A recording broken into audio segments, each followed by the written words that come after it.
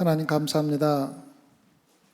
우리가 예배를 드릴 수 있는 것이 얼마나 감사하고 또한 저희들에게 기쁨과 영광인지를 다시 한번 깨달을 수 있게 해주심을 감사를 드립니다. 우리가 힘들고 열심히 일하여 주님께 영광 돌리고 또 예배를 통하여 주님께 영광 돌릴 수 있게 해주심을 진심으로 감사를 드립니다. 우리가 정말 주님 안에서 기쁘고 즐겁게 살아갈 수 있고 주님 안에서 기쁘고 즐겁게 주님을 섬길 수 있다면 그것이 저희들의 삶에 가장 귀한 것임을 다시 한번 깨닫는 귀한 시간 될 수 있게 허락해 주시옵소서. 소망교회 성도 여러분들 주님 꼭 기억해 주시옵고 정말로 단 한 명도 낙오되어 주님의 나라에 들어가지 못하는 사람 없도록 주님께서 특별히 은혜 내려 주시옵소서. 우리는 주님 안에서 한 형제여 자매라고 우리가 곧 찬송을 했습니다. 주님 정말로 한 가족에 있는 친형제와 자매같이 서로 사랑할 수 있게 허락해 주시옵고 서로 위로할 수 있게 허락해 주시옵고 서로를 위해서 기도하며 함께 말씀도 나눌 수 있는 귀한 친형제처럼 살아갈 수 있게 허락해 주시옵소서. 감사하며 예수님 받들어 기도드렸사옵나이다. 아멘.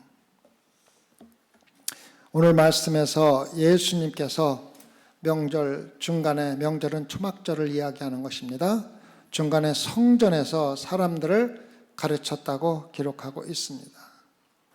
그리고 예수님의 가르치심을 들은 사람들은 예수님의 가르침을 대단히 신기하게 여겼다고 기록하고 있습니다. 예수님의 가르치심은 세상의 가르침과 전혀 달랐기 때문이라고도 기록되어 있습니다.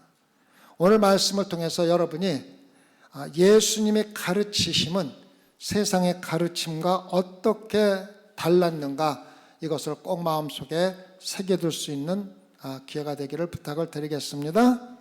요한복음 7장 11절에서 13절부터 시작을 하겠습니다. 명절 중에 유대인들이 예수를 찾으면서 그가 어디 있느냐 하고 예수께 대하여 무리 중에서 수군거름이 많아 혹은 좋은 사람이라 하며 혹은 아니라 무리를 미혹한다 하나 그러나 유대인들을 두려워함으로 드러나게 그를 말하는 자가 없더라. 예수를 찾으며 예수님이 어디 있느냐고 묻는 사람들은 예수님에 대한 여러 가지 다른 생각과 느낌을 가지고 있다는 것을 알 수가 있습니다. 여러분이 여기에 오늘 함께 와서 앉아있고 똑같이 예배를 드리는 것 같지만 실질적으로 여러분 마음속과 생각은 각자 다르다는 것을 저는 잘 알고 있습니다. 첫 번째 그룹의 사람들은 일반적인 호기심으로 예수님을 찾은 것입니다. 특별히 어떤 구원이나 어떤 미워하는 사람 마음 없이 그저 예수님이 그 당시에는 사람들에게 가장 호기심을 끌고 있었기 때문에 사람들이 호기심을 가지고 예수님을 찾았다는 것입니다. 예수님의 기적과 놀라운 가르침은 일반 사람들의 호기심을 불러일으키기에 충분했다는 것입니다. 그래서 예수님에 관한 일반 사람들의 질문은 그가 어디 있느냐 하면서 호기심에서 물어본 사람들입니다. 그들의 대부분은 많은 무리들의 맨 뒤에 서서 앞에 있는 사람들이 어떠한 행동을 하고 어떻게 반응을 하는 것을 호기심을 가지고 바라보고 있었다는 것입니다. 그래서 그들은 예수님을 찾고 있었지만 실질적으로 마음속에 어떤 감정을 가지거나 느낌이 있어서 찾아온 것이 아니라 그저 예수 그리스도에 대한 예수 그리스도의 삶에 대한 호기심을 가지고 예수님을 찾은 사람이 첫 번째 그룹의 사람들입니다.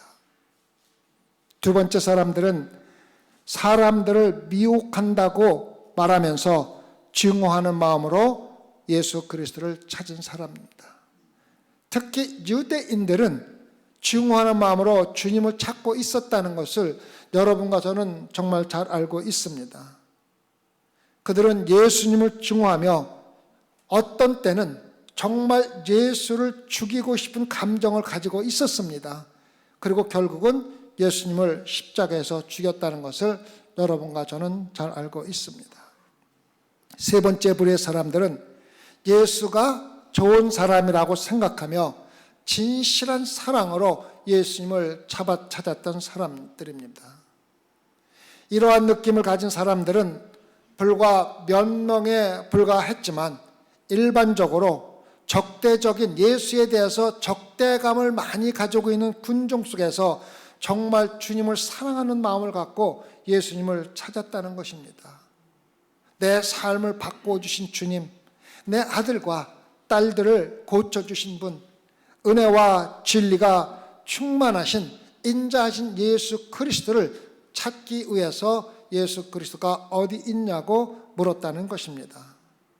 그래서 제가 오늘 아침에 여러분께 묻고 싶은 질문은, 여러분은 지금 예수 그리스도를 찾는 마음으로 이 자리에 나와 있다는 것을 저는 잘 알고 있습니다.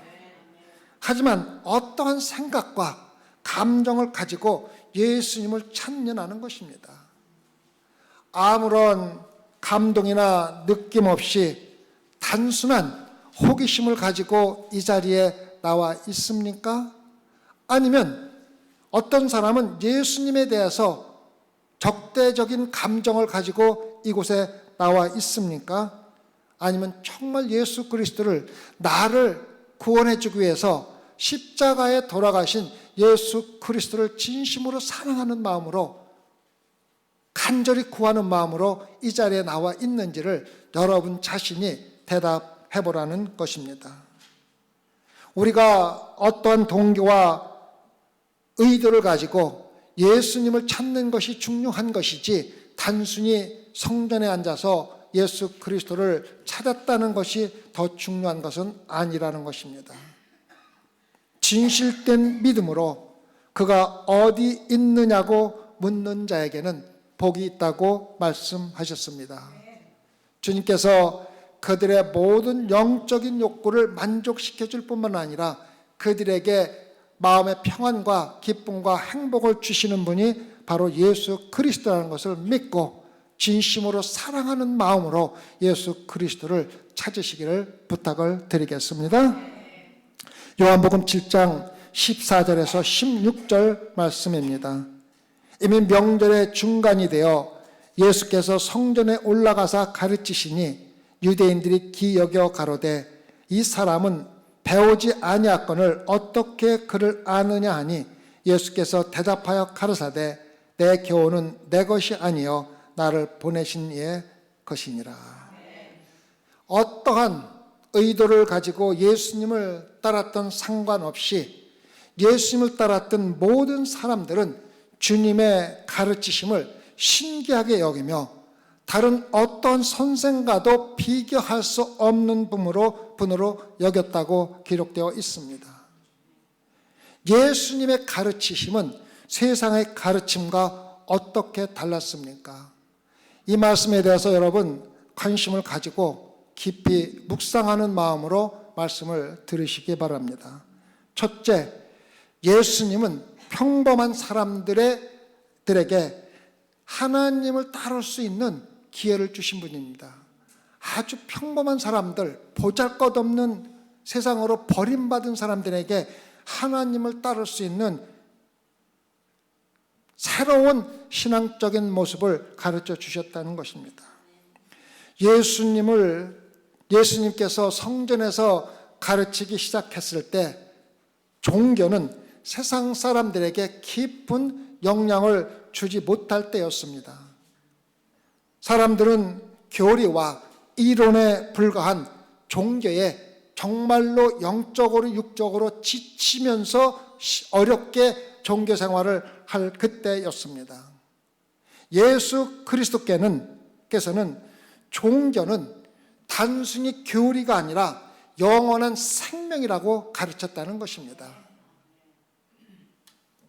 이론이 아니라 실질적인 사랑이며 종파로의 개종이 아니라 마음의 변화로 거듭나는 것이라고 예수 그리스도가 사람들에게 가르쳤다는 것입니다. 지금까지 그러한 방법으로 사람들을 가리킨 사람이 단 한 명도 없었는데 예수님께서는 완전히 바꿔 놓았다는 것입니다. 그리고 예수님의 가르침은 사람의 생각이 아니라 바로 하나님의 계시며 하나님의 능력이라고 선포하셨다는 것입니다.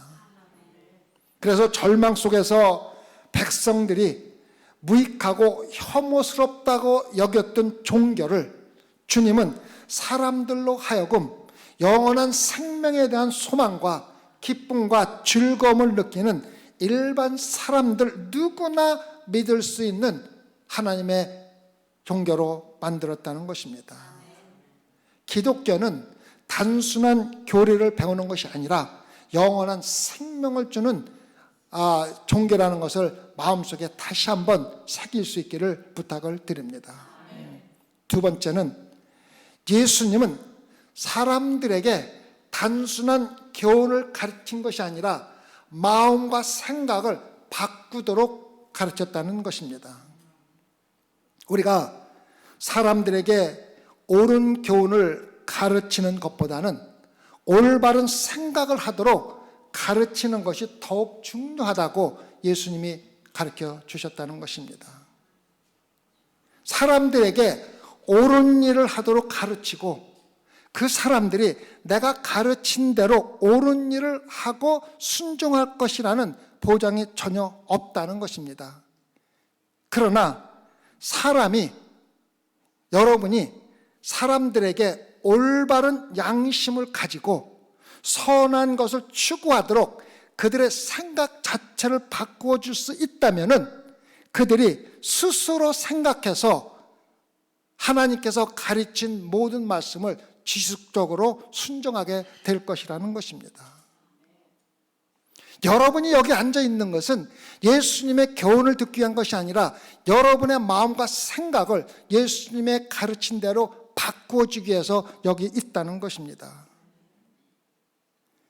예수 그리스도께서는 따라야 할 교훈이 아니라 선한 마음을 가지고 합리적으로 생각하도록, 스스로 생각하도록 여러분과 저를 오늘도 가르치고 있는 것입니다. 무조건 명령에 복종하는 것이 아닙니다. 사람들이 예수님이 가르치는 원칙이 무엇인가라는 물음을 받았을 때 주님은 내가 거듭나야 한다, 내 이웃을 사랑하라는 간단한 말씀으로 대답하셨다는 것을 우리는 잘 알고 있습니다. 그러나 그러한 단순한 말씀은 사람들로 하여금 생각을 하도록 바꾸어 주었고, 실제로 지금도 그러한 생각을 하면서 그 말씀의 진리를 깨달은 사람이 이 세상을 다스리고 있다는 것을 우리가 알아야 한다는 것입니다. 여러분이 신앙생활 하면서 성경책을 통하여 단순히 교훈을 배우는 것이 아니라 스스로 생각하고 판단하는 양심의 자유를 여러분들에게 허락하고 계시다는 것을 잘 알으라는 것입니다. 그래서 기독교는 강요가 아닙니다. 여러분들이 말씀을 듣고 스스로 생각하고 깨닫고 판단하여 예수 그리스도를 따르는 거지 무조건 따르는 것이 아니라는 것입니다.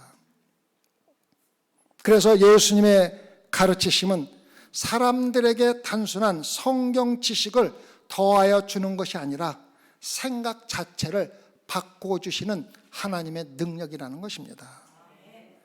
다시 말해서 사람들이 거듭나 새로운 삶을 살도록 가르치셨기 때문에 세상 가르침과 전혀 다른 가르침을 주셨다는 것입니다. 정말 중요한 말씀입니다. 세 번째는 예수님의 가르치심은 새로운 사회를 만드는 것이었습니다. 단순히 사회를 바꾸어서 좋은 사회로 만드는 것이 아니라 전혀 새로운 사회를 만드셨다는 것입니다.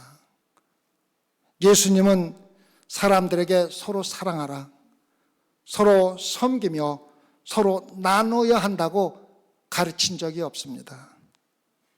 제가 이런 말씀을 들으면 여러분이 의심할지 모르지만 잘 들으시기 바랍니다. 근본적으로 하나님께서 다스리는 새로운 사회를 만드신 것입니다. 하나님 아버지께서 모든 성도들의 아버지이며 성도들은 서로 사랑할 수밖에 없는 형제 자매가 되는 새로운 하나님의 사회를 만든 것이지 단순히 있는 사회를 조금 바꾼 것이 예수 그리스도가 아니라는 것입니다. 그래서 믿는 사람들 사이에 실질적인 형제의 사랑이 있었다고 가르치신 것입니다. 우리가 예수 그리스도를 믿기 때문에 사랑하고 예수님이 사랑하라고 말했기 때문에 믿는 것이 아니라 우리는 하나님 안에서 한 형제 자매여 사랑할 수밖에 없는 관계인 새로운 사회에 살기 있기 때문에 자연적으로 사랑하라고 가르친 것입니다. 주님은 믿는 모든 사람들이 같은 형제 자매로서 서로 존중하며 사랑하는 새로운 사회를 만드신 것이고 여러분과 저는 그 사회의 일원이라는 것입니다. 소망교회 성도 여러분, 소망교회는 예수님께서 만드신 새로운 사회 공동체입니다. 우리는 같은 아버지를 가지고 있으며 예수 그리스도의 같은 지체며 같은 형제 자매의 새로운 하나님의 사이에 살고 있다는 것입니다. 그래서 하나님의 명령이기 때문에 서로 사랑하고 나누는 것이 아니라 주님 안에서 한 지체이고 한 가족이기 때문에 서로 사랑을 나누어야 한다는 것을 예수 그리스도가 가르치셨고 세상의 가르침과 전혀 다른 가르침이시라는 것입니다.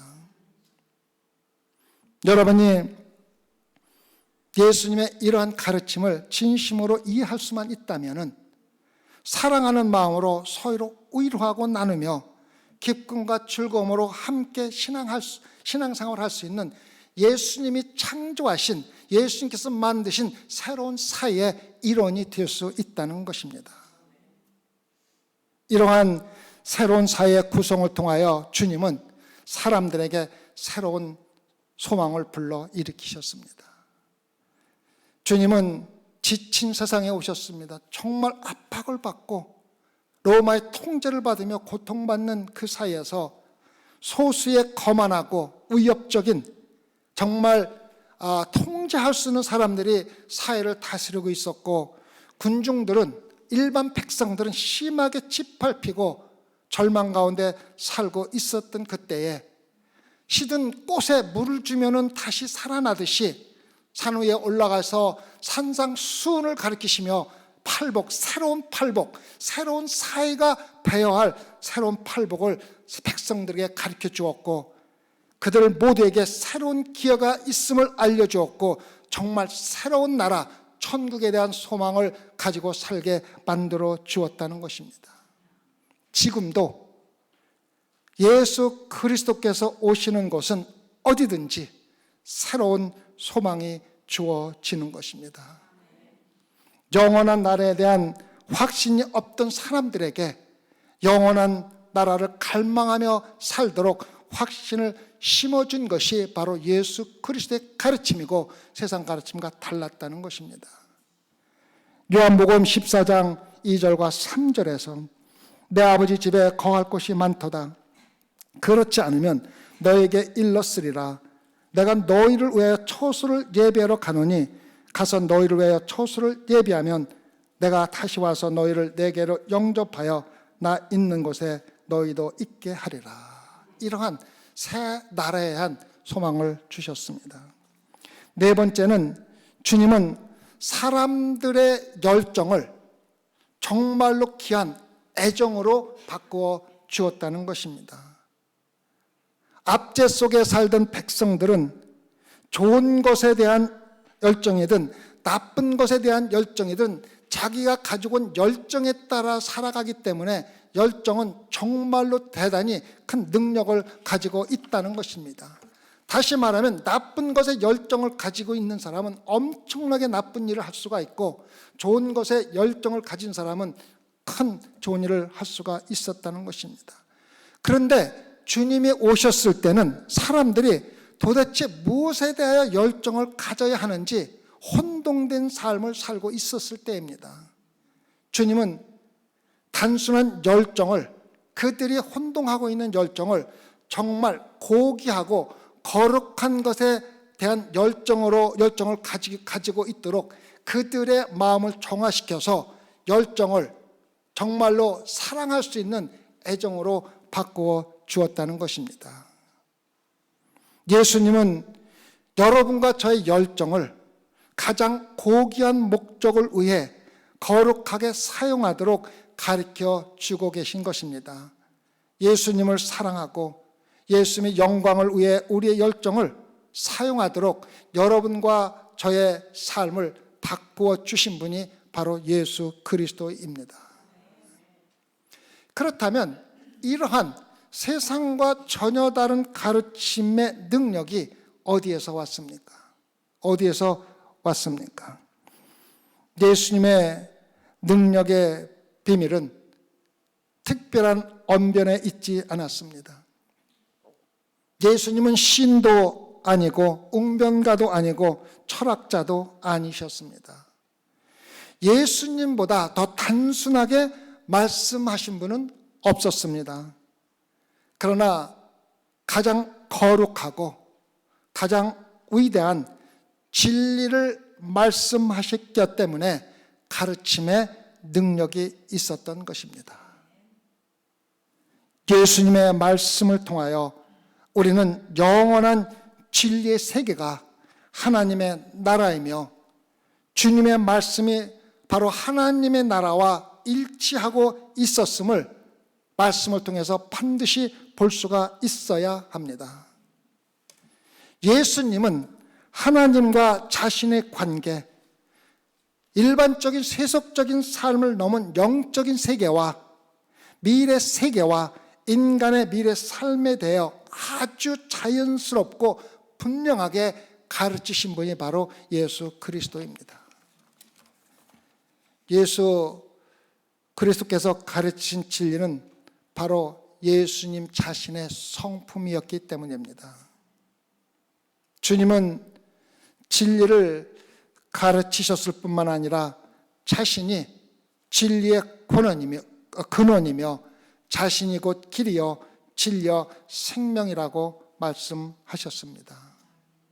그리고 주님의 말씀을 듣는 느낌은 진리 자체인 주님의 음성을 직접 듣는 것이기 때문에 주님의 말씀은 항상 사람들의 마음에 역사하는 능력이 있었고 듣는 자마다 귀히 여기고 세상의 가르침과 다르다고 신기하게 여겼다는 것입니다. 예수님의 가르침이 신기하게 여길 정도로 능력이 있었음에도 불구하고 대부분의 유대인들은 주님의 가르침에는 전혀 관심이 없었고 어떻게 배우지도 못한 미천한 목수의 아들이 히브리 성경을 읽고 가르칠 수 있는가에 더 관심을 가지고 있었던 사람들이 바로 스스로 잘났다고 스스로 똑똑하다고 자랑하던 유대인들이었습니다. 우리가 유대 역사를 통해서 또 성경 역사를 통해서 원래 유대인들을 히브리어를 말했었다는 것을 잘 알고 있습니다. 그런데 BC 586년에 남유대가 바벨론에게 망하고 70년간 바벨론 통해서 포로로 살았다는 것을 우리가 성경 말씀을 통해서 잘 알고 있습니다. 그래서 포로 생활 70년 동안 이스라엘 사람들은 자신의 언어보다는 자신의 고유 언어인 히브리어를 사용하지 못하고 그 나라의 말인 바벨론 언어인 아람어를 사용할 수밖에 없는 삶을 70년 동안 살았습니다. 그래서 예수님이 살던 그 당시에는 정말로 골수 랍비였던 유대 언어를 직접 공부하고 지켰던 사람들만이 히브리어를 읽고 쓸 수가 있었다는 것입니다. 그런데 랍비 학교를 다닌 적도 없고 공부를 한 적도 없는 예수님이 목수의 아들 가난한 천한 예수님이 히브리 성경을 읽고 하나님 말씀을 사람들에게, 그것도 세상 사람들과 전혀 다르게 가르쳤다는 것은 유대인들이 질투할 수밖에 없는 사항들이었다는 것입니다. 그래서 유대인들은 지난번에 말씀드린 대로 친형제들도 예수를 믿지 못했던 것처럼 자신의 영광과 세상적인 자랑을 중시하는 사람들이기 때문에 예수님을 겉으로 보는 모습, 목수의 아들, 교육을 받지 못한 사람, 외적인 배경으로 판단하고 평가했다는 것입니다. 자기 자랑과 자기 영광에 눈먼 사람들은, 세상적인 사람들은 항상 겉으로 보이는 것, 또한 그 사람이 가지고 있는 이력서에 의존해서 세상적인 기준으로 사람을 판단하는 것이 지금 세대들 아닙니까? 예수님은 자신의 가르침에 놀라고 있는 사람들에게 내 교훈은 내 것이 아니요 나를 보내신 이의 것이라는, 정말로 사람들이 듣고 도대체 무슨 말을 하는지 모르는 말씀을 하셨다는 것입니다. 성전에서 자신이 가르쳤던 말씀은 자신의 것이 아니라 자신을 보내신 하나님의 말씀이라고 이야기해 놓은 것입니다. 사람의 영광을 구하는 유대인들은 많이 배우고 정기적인 학교를 다니고 많이 알아야 마침내 선생이 되어 가르칠 수 있다고 생각했는데, 예수님은 하나님께서 나에게 주시면 내가 전혀 배우지도 않고 세상적인 것을 배우지 않았지만은 가르칠 수 있다고 말씀을 하고 계신 것입니다.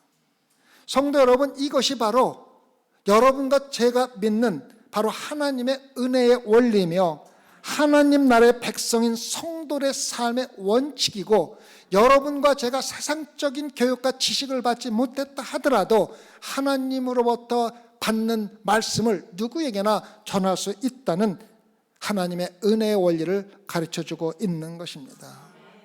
내가 나의 능력으로 어떠한 일을 하는 것이 아니라 나는 감추어지고 하나님의 능력이 나타나는 것을 바로 하나님께서 주신 은혜로 복음을 전한다고 하는 것이며, 예수 그리스도를 믿는 여러분과 저는 바로 하나님의 은혜 가운데 살고 있는 성도들이라는 것을 잊어서는 안 되는 것입니다.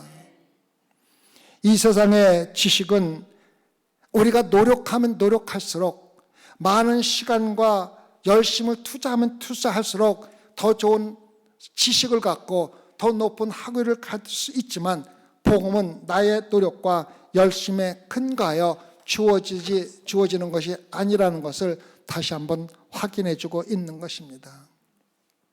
복음은 하나님의 은혜로 인하여 선물로 여러분과 저에게 주어지는 것이며, 은혜로 주어진 복음을 전하는 일도 우리의 학식과 지식과 능력이 아니라 하나님의 은혜로 전해진다는 것을 알고 전해야 된다는 것입니다. 하나님을 진심으로 믿는 사람이 한 나라의 최고 지도자가 되면, 소위 말하면 대통령이 된다면, 그 사람의 권력과 능력으로 전 국민을 믿도록 만들 것이라고 생각하지만, 실질적인 기독교 역사는 전혀 다른 결과를 여러분과 저에게 보여주고 있습니다. 전 국민을 진심으로 믿게 하는 것이 아니라 도리어 권력을 얻기 위해서 믿는 가짜 크리스천들만 늘어나게 만들어 버린 것이 바로 인간의 능력과 권력으로 복음을 전할 때 나타나는 결과라는 것입니다. 고린도전서 2장 4절과 5절을 보면, 고린도전서 2장과 4절 5절을 보면은 내 말과 내 전도함이 지혜에 권하는 말로 하지 아니하고 다만 성령의 나타남과 능력으로 하여 너의 믿음이 사람의 지혜에 있지 아니하고 다만 하나님의 능력에 있게 하려 하였노라. 인간의 능력이 아니라 하나님의 능력으로 복음이 전해지는 것입니다.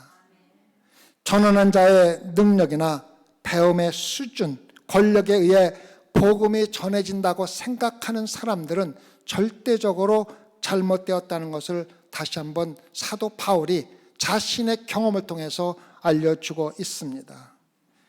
하나님의 은혜의 능력이 전해지는 능력이 복음을 전해지는 자에게 함께 할 때 그 복음을 전하는 자를 통해서 복음이 실질적으로 전해진다는 것입니다. 그래서 사도 바울은 철저하게 복음을 전할 때만은 자기의 지식이나 자신의 과거의 경력이나 어떠한 것을 사용하지 아니하고 전적으로 하나님의 은혜에만 의존했다는 것을 우리는 쉽게 알 수가 있습니다.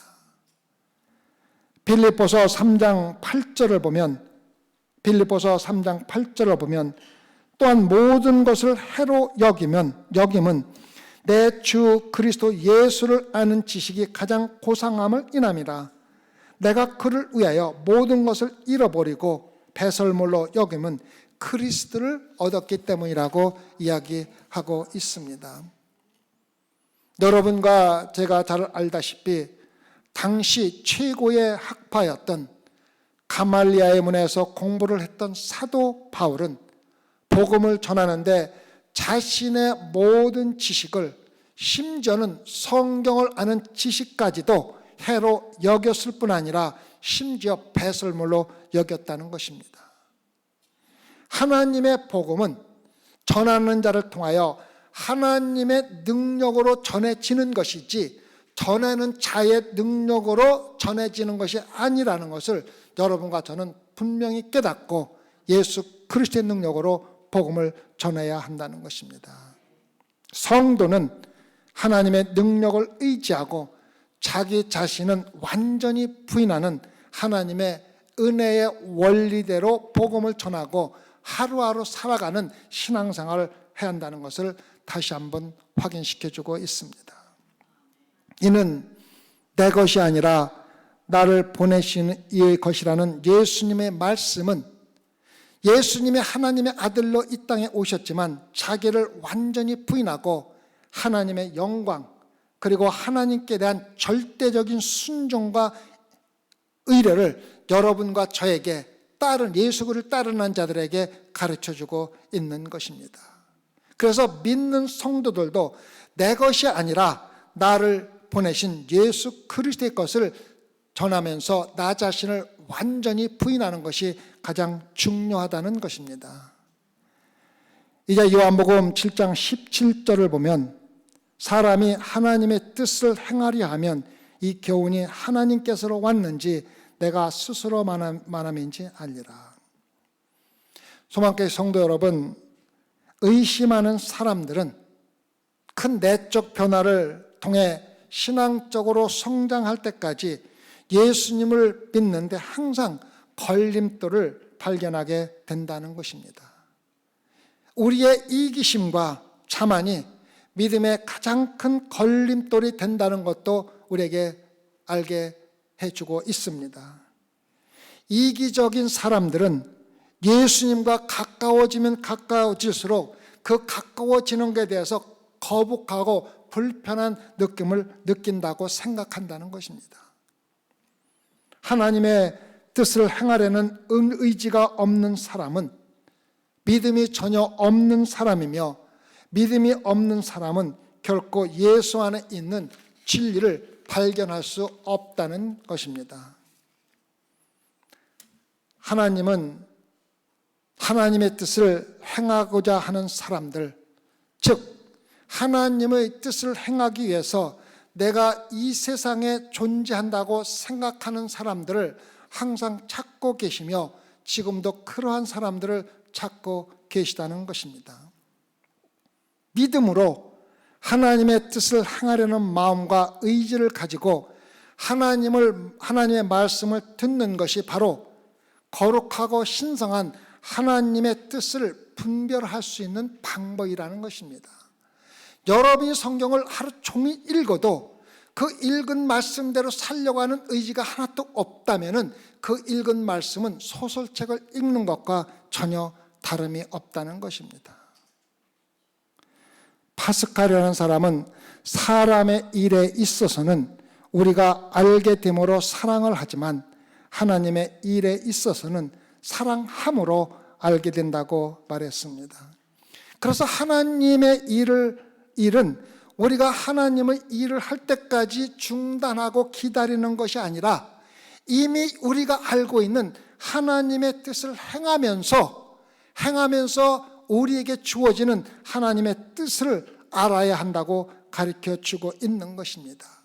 그래서 여러분과 제가 신앙생활을 하는 것은 이미 알고 있는 하나님의 뜻을 행하는 것이 하나님의 새로운 뜻을 아는 유일한 방법이라는 걸 알고 끊임없이 알고 있는 하나님의 뜻대로 살아가라는 것입니다. 성도 여러분, 여러분이 하나님의 뜻을 몰라서 하나님의 뜻대로 살 수 없다고 말하는 것은 하나님의 뜻대로 살기를 전혀 원하지 않는다는 말과 조금도 다르지 않습니다. 하나님의 뜻을 행할 마음이 없는 사람에게 하나님께서 다시 자신의 뜻을 알려줄 이유가 무엇이 있습니까? 확실한 증거가 있어야 믿겠다고 하는 사람은 하나님께서 자신의 말씀을 내가 이해할 수 있는 방법으로 스스로 증거를 해줘야 내가 그 말에 확신을 가지고 믿겠다고 하는 것이며, 자신이 믿지 않는 책임을 하나님께 돌리려고 하는 하나의 인간적인 생각에 불과하다는 것입니다. 자기를 창조하신 하나님께서 하시는 모든 일에 대해서 이유와 증거를 요구하는 사람은 구원에서 절망적으로 멀어져 있는 사람이며 구원을 받을 확률이 전혀 없는 사람이라는 것입니다. 의심하는 사람은 결코 하나님의 말씀의 진리를 발견하지 못할 것입니다. 진심으로 예수 그리스도의 진리를 찾고 행하려는 사람만이 하나님께서 진리를 깨달을 수 있는 능력을 주시고 깨닫는 영을 허락해 주시기 때문이라는 것입니다.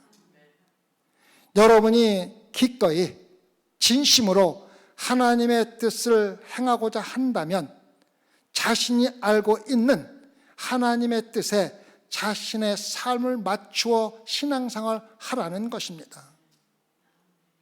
하나님의 뜻을 완전히 모른다고 하는 사람은 거짓말입니다. 하나님의 뜻을 완전히 모르는 사람은 한 사람도 없습니다. 그래서 이미 알고 있는 하나님의 뜻을 행하면 지금 여러분이 이것이 정말 하나님의 뜻인지 아닌지 의심하고 있는 진리를 깨달을 수 있게 하나님께서 우리에게 허락해 주신다는 것입니다. 자신이 알고 있는 하나님의 뜻에 순종함으로써 하나님을 영화롭게 하지 않는 사람은 결코 하나님의 뜻을 진심으로 알고자 하는 열망을 가지고 있지 않은 사람이라는 것입니다. 하나님의 뜻대로 살도록 요구하지 않는 하나님의 말씀은 무익하고 중요하지 않으며 여러분과 제가 공부하고 배울 의미도 없다는 것입니다. 우리가 하나님의 말씀을 알고 배우려고 하는 이유는 그 뜻대로 살기 위한 것이지 알고 잊어버리기 위한 것이 아니라는 것입니다. 이미 하나님의 뜻이라고 알고 있는 말씀에 충성스럽게 순종하지 않는 사람은 더 나은 삶을 요구하는 하나님의 말씀을 진심으로 추구할 의지가 전혀 없는 사람이라고 예수님께서 여러분과 저에게 말씀하고 계신 것입니다.